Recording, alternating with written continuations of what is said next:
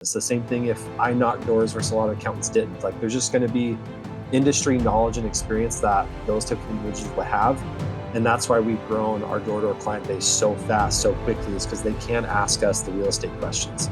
They can't ask us the door-to-door questions that I know the answers to because I did it for so dang long.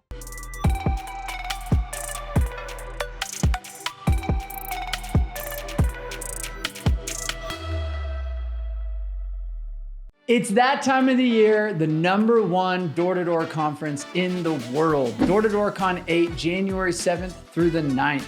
Now, we have done this now 8 years, and we have over 60 amazing workshop and panel speakers where we dive into leadership, recruiting, investments, sales skills, different industries from pest workshops to solar workshops to retail.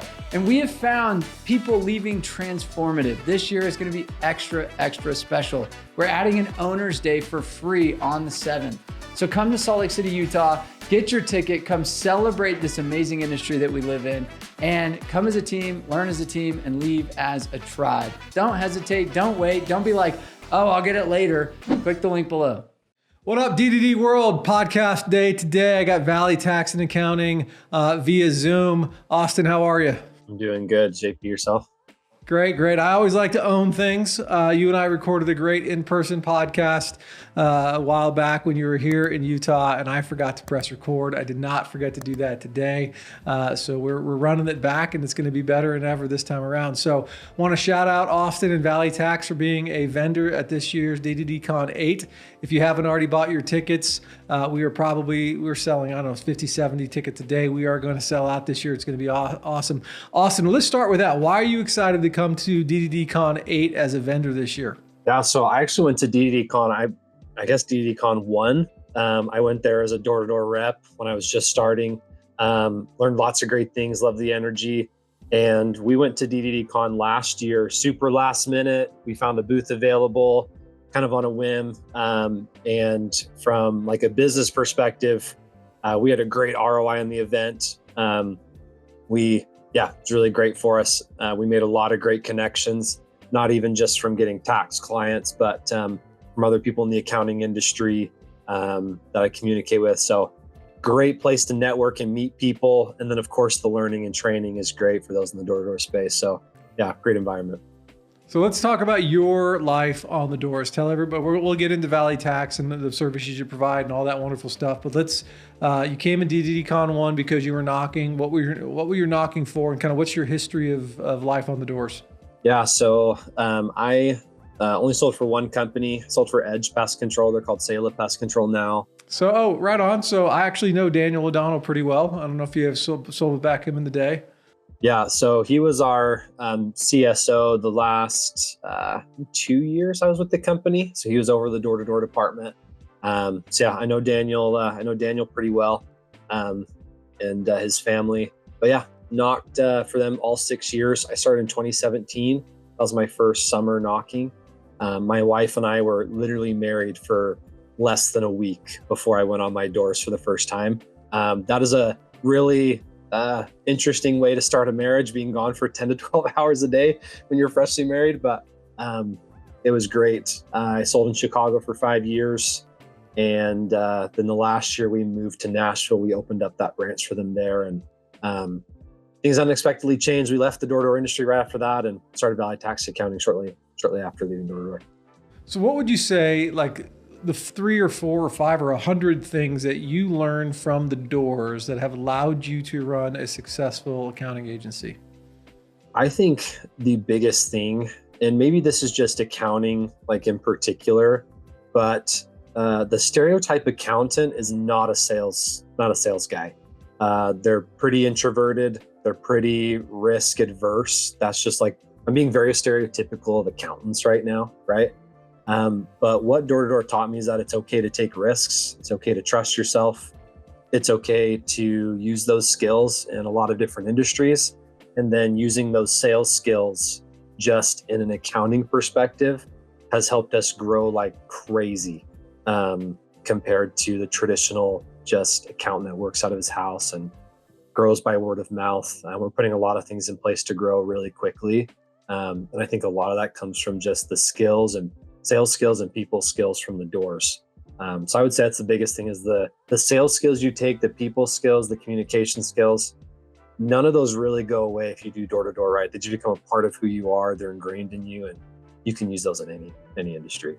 Yeah. What about like I always think it's like dealing with rejection. The guys on the doors, gals on the doors, people who knock, they're just always moving forward, right? And so you tend to go at a faster pace than if you hadn't. Have you noticed that being true for you?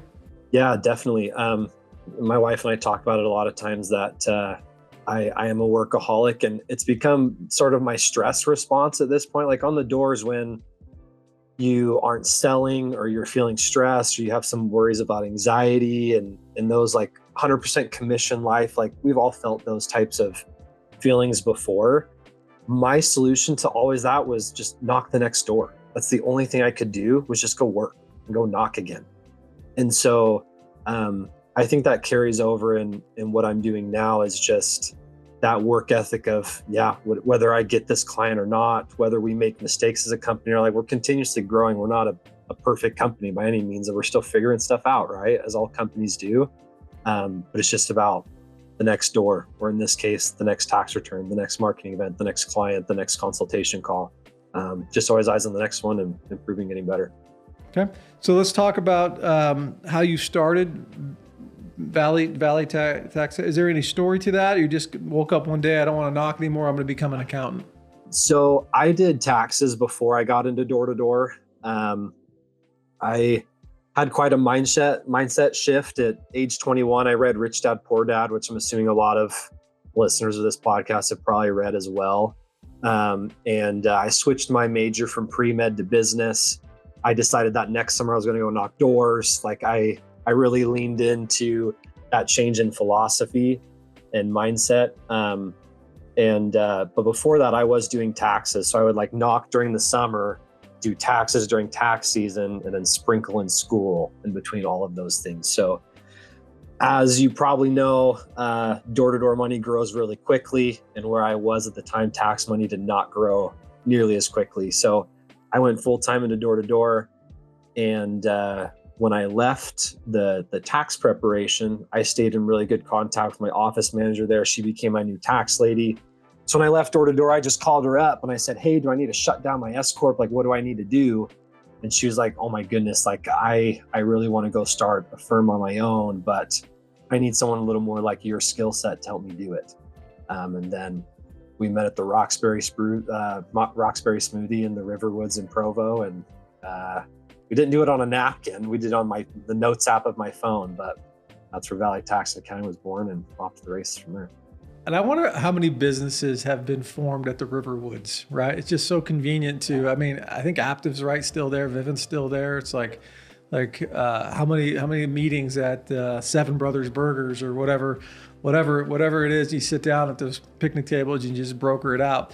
So obviously then the reason we have you and the reason you're coming to D2D Con 8 is you have services that tie into the 1099 W-2 door knocker.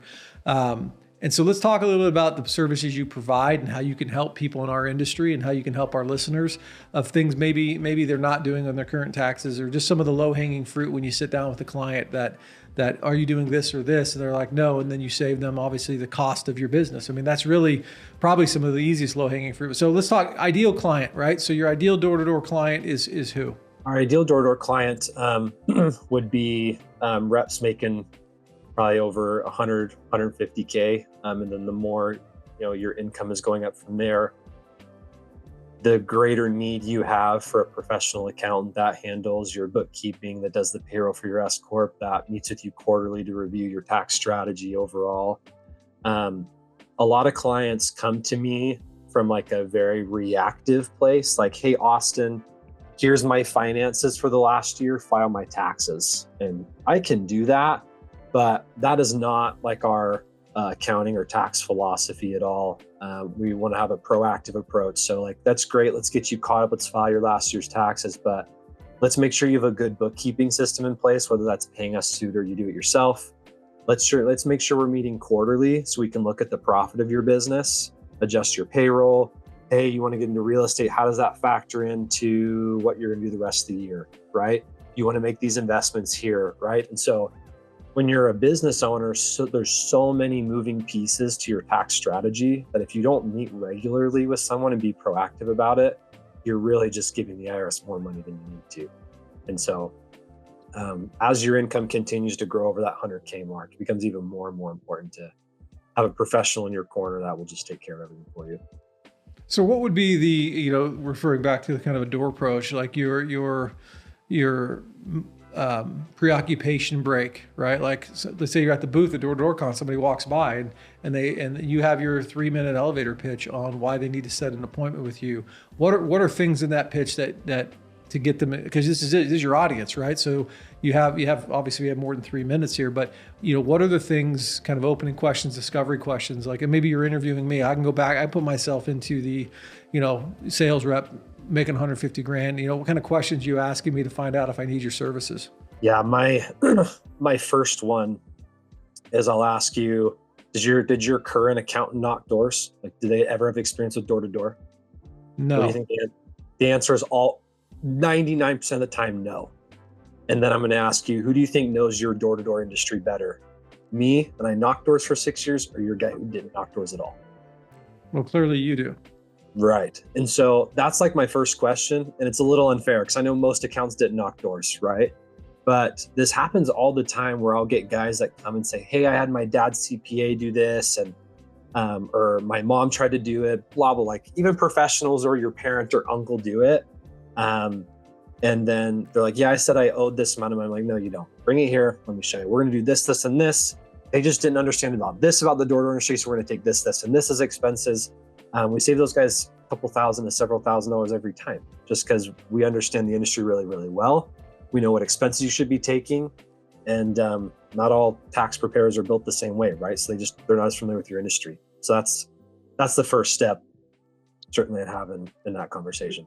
Sure. If I always make this analogy, but if I gave a recipe, all the ingredients in a recipe to my wife and all the ingredients in the recipe to me, and we were going to have a chocolate chip cookie bake-off, she would win, right? Same recipe, same ingredients, she would win. So I know I'm asking a little bit here for the recipe, but that doesn't mean just by you talking about it, people are going to go bake a better cookie, right? The tax professional always is going to do it better. But what are some of the mistakes that these accountants are making? Not mistakes. They're just not educated, or they're not knowledgeable. They haven't done enough. What are some of the easy, low-hanging fruit things that you see that they're not doing that somebody making 150 grand knocking doors should be doing? So a couple of them is going to be just maximizing expenses for one. And we can talk about like different expenses, but a really big one that I see people do really just in a lazy way is like vehicle expenses or home office expenses. So for like home office, you have an option. You can either take a standard way that's really simple and easy to compute, or you can take like an itemized actual way. And usually the itemized actual way can be more, but you just have to know what to ask and what numbers to get and how to compute that. And it's the same thing with the vehicles, right? Do you just take the standard mileage rate because that's just easy and that's all you can do? Or do we go take the actual expenses, factor in depreciation, do we bonus depreciate that vehicle? Do we want that benefit now or later in our tax years? And so it's really just understanding that there's a lot of complexity to the expenses that you can take, and we can expand on them. Another one would be per diem, right? Is it better for us to take the meals, or should we go count per diem this year? That depends on where you traveled, how much you traveled, when were most of your meal expenses, right? And so it's really understanding like the big picture of these expenses. Couple of other I would say low-hanging fruit expenses that normal CPAs miss all the time is the incentives that reps give to their customers. So when I was in door-to-door, I would Zelle or Venmo people occasionally, and those all count. Every door-to-door guy, every time they come to me, they forget those every single time. I'm like, where's your incentives that you pay the customers? And that's depending on your product, that's tens of thousands of dollars, right? If you're paying if you're texting a customer activation fee money, right? You do 300 alarm deals and it's $150 a pop. That adds up. Yeah. And then in door-to-door or in the pest control realm, it's the switchover fee, right? Hey, I'll pay your switchover fee, or I'll pay your cancellation fee, or I'll pay for your initial, right? And you have guys selling 500-600 accounts of those a year. Like, my goodness, right? So that one's missed a ton. And then we miss a lot of expenses that come with being like an S Corp owner. There's a lot of things within there too, like the Augusta Rule. I was just going to ask about that because as you were talking, I'm like, I cannot count. I mean, I'll just give you, like, back in the days when I was running a large Cutco organization, once I got married and had my first kid, I no longer wanted to do our Wednesday team activity away from my family. And I had a home with a pool. It was Southern California, almost an acre of land. So there was space, right? And I had probably consecutively 10 or 12 meetings consecutively every week at my house. It was our team activity where we do like we do a belly flop contest. We do, back then it was the Wii video game. We did Wii Olympics, ice cream social, like all these different things. And not only am I forking over the money for the ice cream and the food or the barbecue, and I'm always barbecuing, but my business was using my home. And now I did this probably for 5 or 6 years. Not a single time did my business write myself a check to rent my home. And like, so now that you know that, is there anything I could do in the past to fix it? Or like, not that I'm gonna go out of my returns, but let's say we're in 2024 here and I've been doing that, but I haven't been writing myself a check. The business hasn't been writing myself a check. Can I still go back and do that? Can I invoice myself? What would you do in that scenario with the Augusta Rule? Yeah, so we can always amend up to 3 years, like of back taxes. And then you're getting into the question, well, is it worth it? Because an amendment is going to get IRS agents' eyeballs on it. Do I ever want IRS agents' eyeballs on my tax returns? Like, not really. I want them to be processed electronically, just move through the system, right?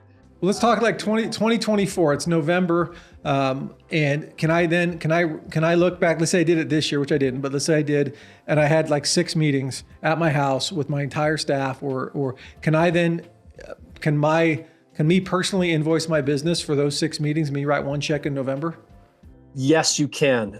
Here's what I have to tell you. Technically, in order to do the Augusta Rule, you need to have a lease agreement between you and your business, right? Okay. Now, you can bring me that lease agreement. Well, I know if that lease agreement was dated in January or November. I won't, right?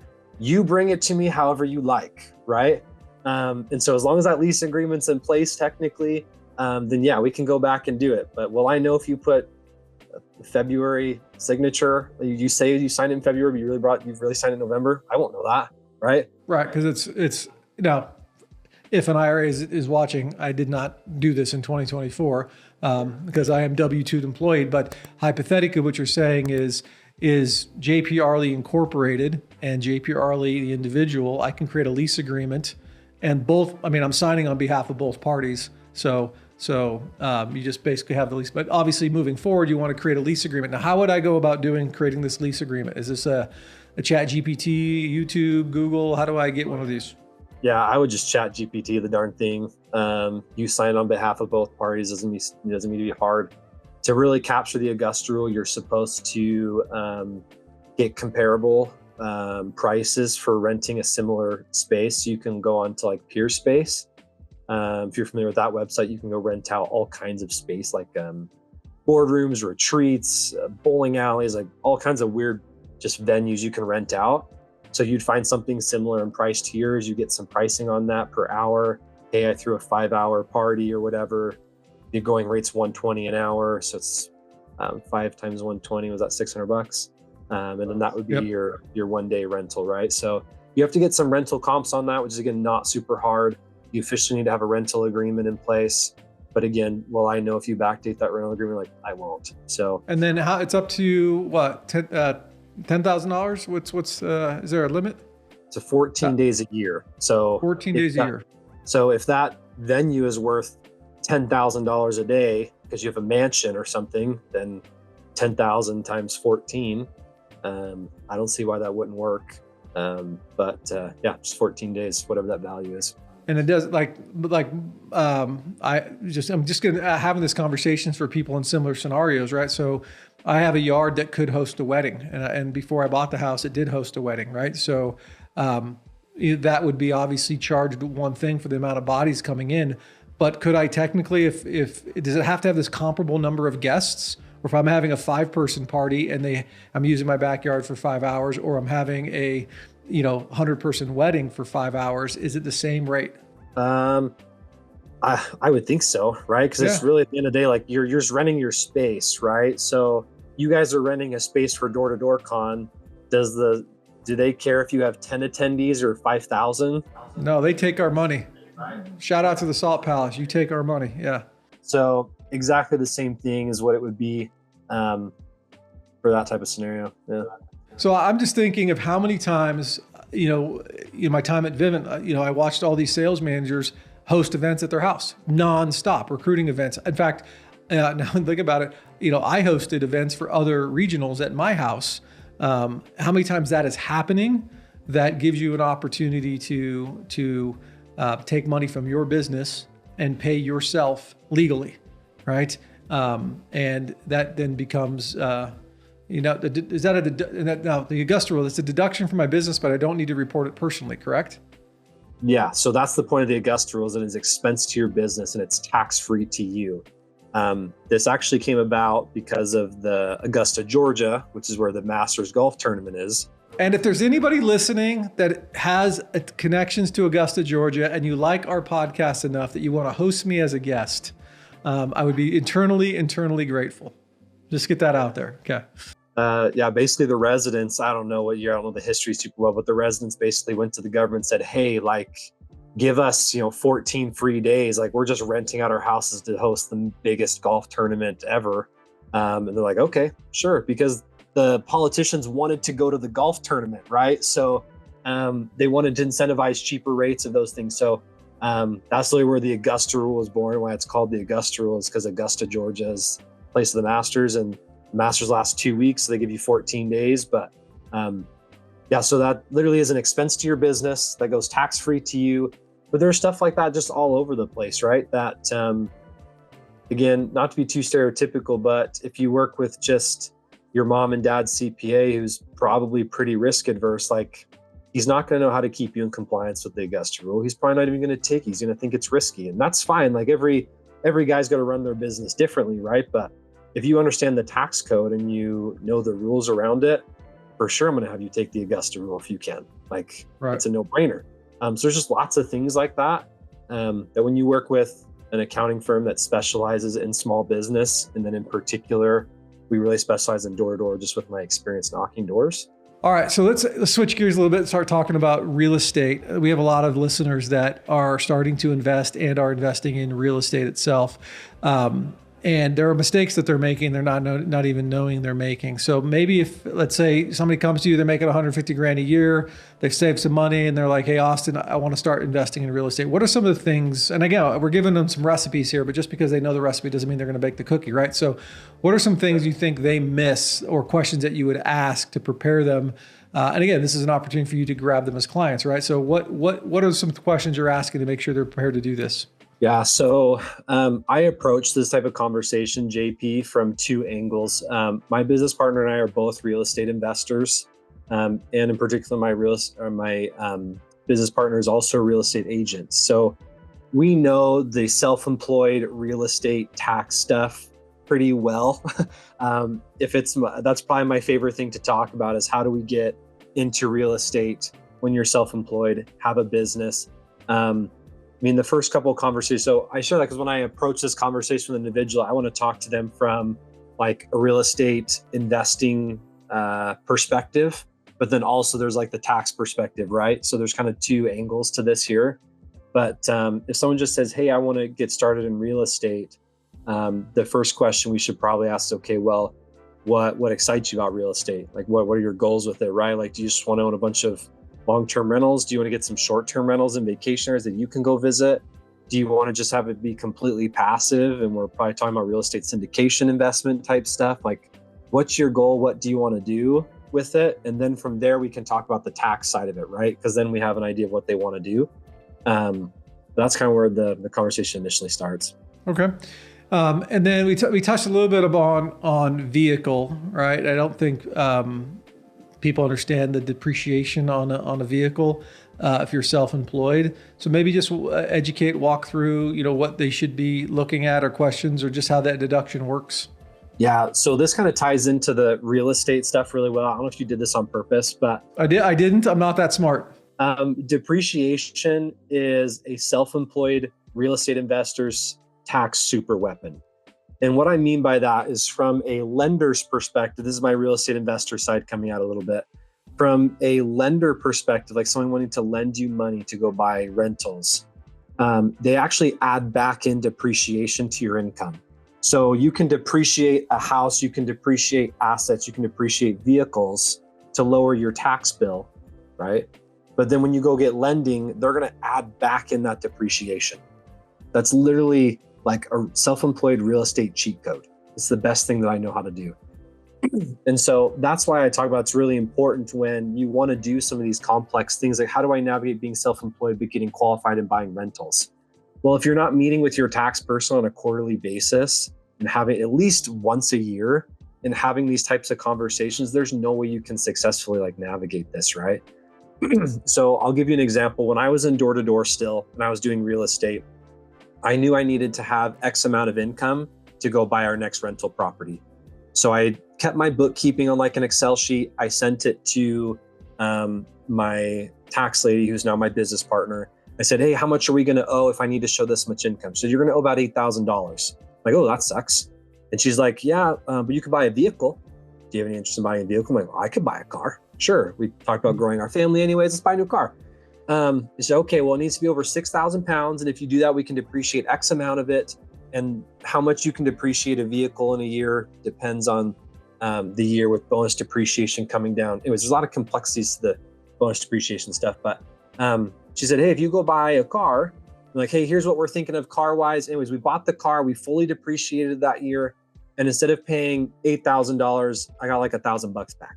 So it was a $9,000 tax swing. And I still qualified to go buy the house that I needed to.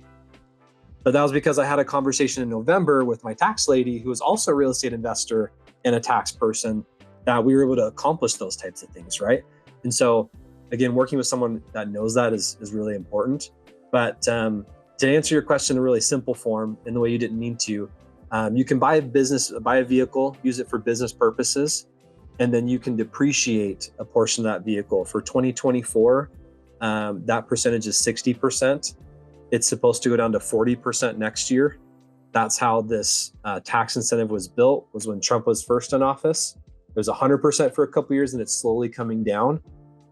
My hope is, from a tax perspective, this is not a political statement. My hope is now that Trump's back in, he'll bring back bonus depreciation to 100% again, because that makes my life as a tax guy much easier. I love bonus. Which means you can depreciate it all in the first year versus 60% in the first year.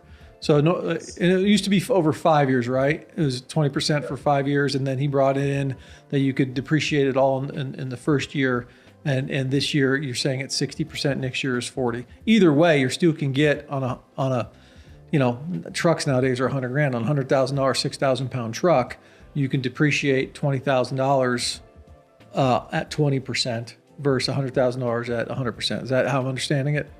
Yeah. So if you bought the $100,000 truck next year in January, February 2025, you're going to take a $40,000 depreciation in year one. Yeah, it's huge, right? On top of your gas and insurance and everything else. But again, that $40,000 depreciation, that saves you in taxes, probably a good amount of money. And then for lending purposes in real estate, they go and add that back in. It's incredible. So on time's sake, I got a couple more questions for you, but another strategy, I think, this might lend to some W-2 people that are listening. So I had a buddy years ago that was making almost $500,000 in the medical device space. And he was just getting murdered in taxes. So he went out and legitimately formed a business, a photo booth, right? Just a photo booth that you rent out to people, and truck trailer, ended up getting a driver to drop it off to establish a legitimate business to help on his taxes. Walk me through that strategy for W-2 employees opening up a business to help with W-2 taxes. Yeah. So what we really want to see is a business that we can generate like a lot of losses with, right? Like that's the idea. And then you start to get into the tricky space of like, well, is your intent to make money in the business, or is your intent to just write off your W-2 income? Because if you continue to do that, the IRS will say, this is a hobby, you can't do it anymore. So there has to be like a profit motive, a legit intent. We need to see income increasing. Otherwise, eventually the IRS may stop allowing you to do that.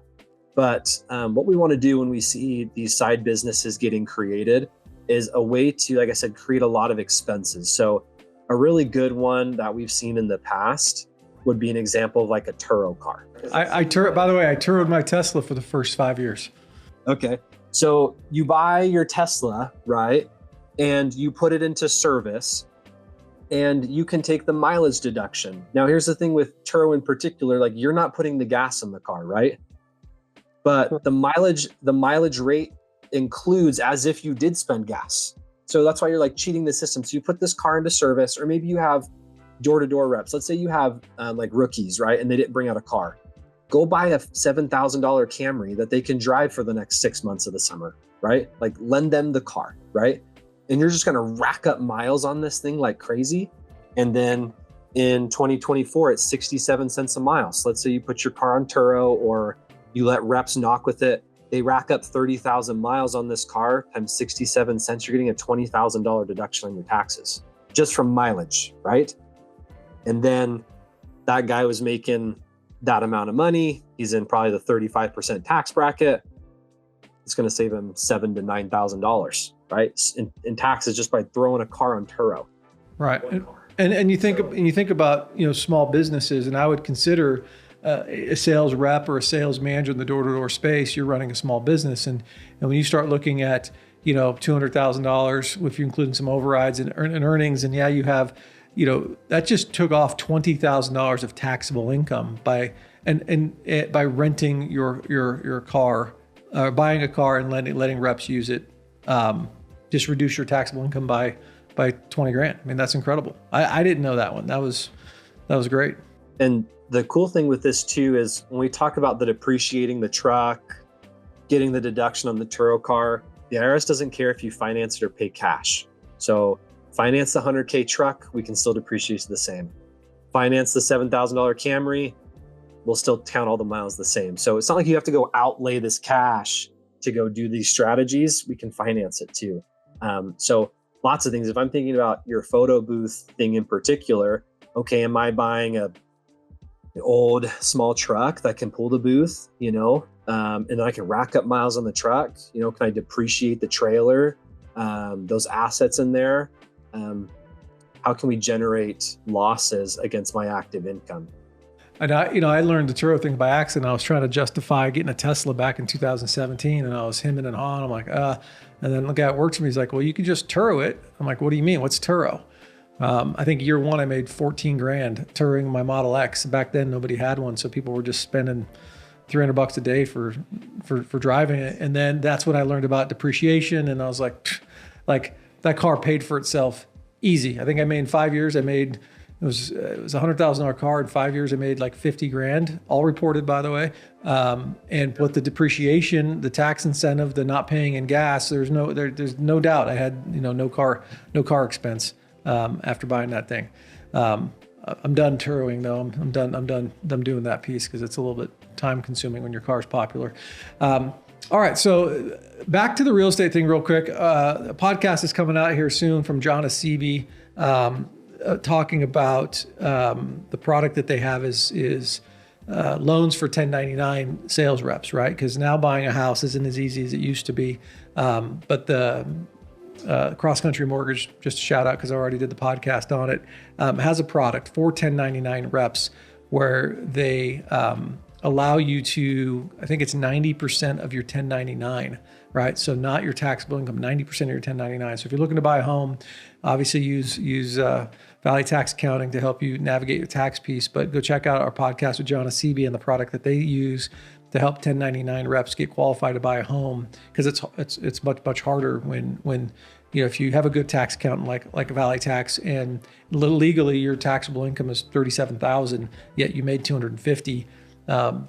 Cross Country understands that you can make money and you're what you're doing with your taxes legally, and so they will loan you based on 90% of your 1099.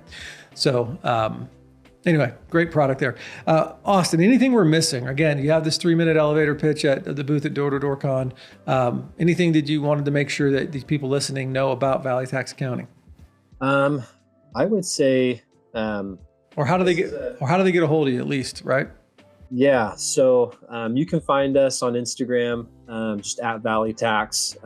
We're still kind of in the early stages of investing into our social media platform. We're going to continue to grow that.